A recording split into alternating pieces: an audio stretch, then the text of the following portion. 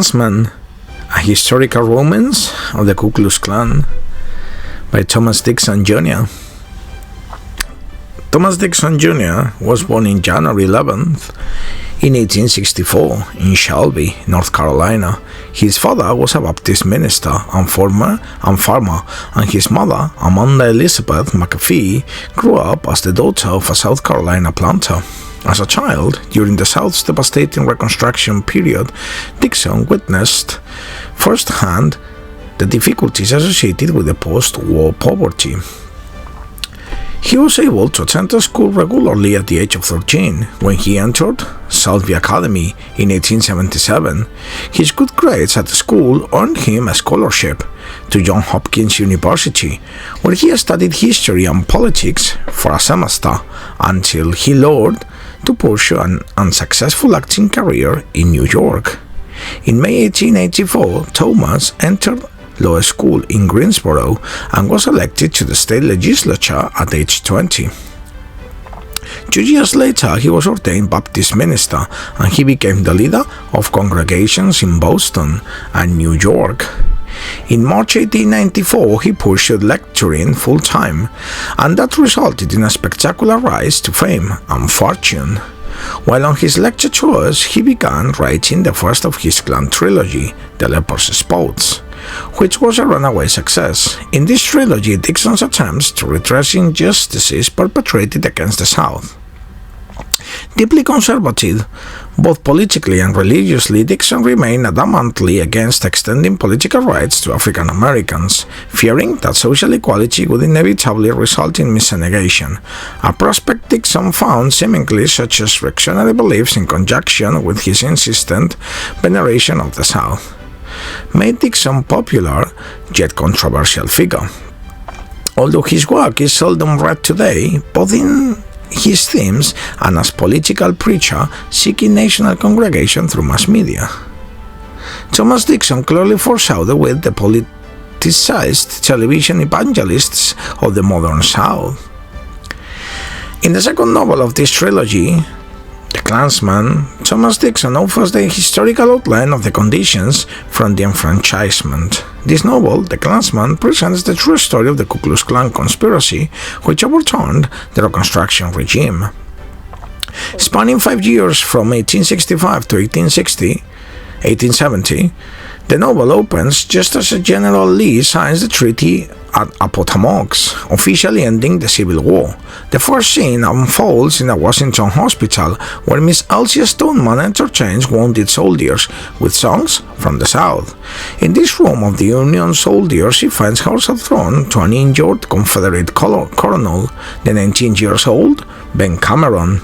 According to his brother, Colonel Cameron was a heroic, honorable leader on the battlefield.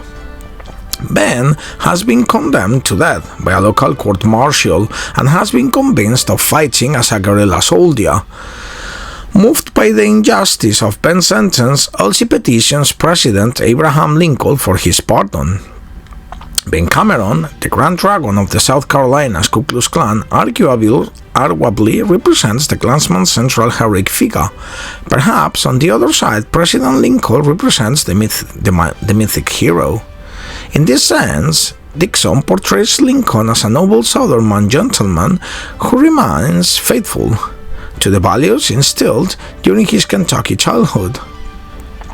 President Lincoln is very sympathetic to the South's great losses, and the Lincoln that was portrayed by Dixon is equal to blame for the existence of slavery. Nevertheless, Dixon's Lincoln opposes suffrage for newly freed African Americans, arguing in favor of colonization. The President, Abraham Lincoln, concludes that the physical difference between the races precludes their coexistence. On the other side of the story, it is Austin Stoneman who harbors animosity against this enemy land. Stoneman lobbies for President Johnson's impeachment and enacts revenge against the conquered South. As a result, Stoneman becomes ill and he relocates to Piedmont, South Carolina. It is in here, Piedmont, where Reconstruction atrocities happen and become most evident. Perhaps the most evident and shocking act of brutality is the violent sexual conquest of the Honorable Janine Lenoir and her daughter, Marian, attacked in their own home by 4 black men. Both mother and daughter are so ashamed that they embrace death's oblivion rather than facing public loss of virtue. In this novel, The Clansman, a historical romance of the Ku Klux Klan, Dixon associates African American characters with treachery or incompetence. In general terms, Dixon's depiction of African American characters relies heavily on offensive stereotypes. This story, The Clansman, a historical romance of the Ku Klux Klan, unfolds in 4 books, beginning with the celebration of the Union victory and the assassination of President Abraham Lincoln, and then shifting to the political and social upheaval in South Carolina. The novel features an omniscient narrator, which allows Dixon to express his own views through his characters, which reflect the era's racial tensions. The text also illustrates deep-seated racial stereotypes, depicting black characters in a derogatory manner while portraying white characters as virtuous defenders of Southern values. Dixon's work is the second book of a trilogy that emphasizes themes of racial superiority and control, contributing to the discourse of white supremacy in early 20th century America. This novel, The Clansman, had a significant cultural impact, inspiring adaptations for the stage and film. The novel serves as a historical artifact reflecting the complexities of race relations in the United States and the enduring legacies of such narratives. Understanding the American South. Thanks for watching.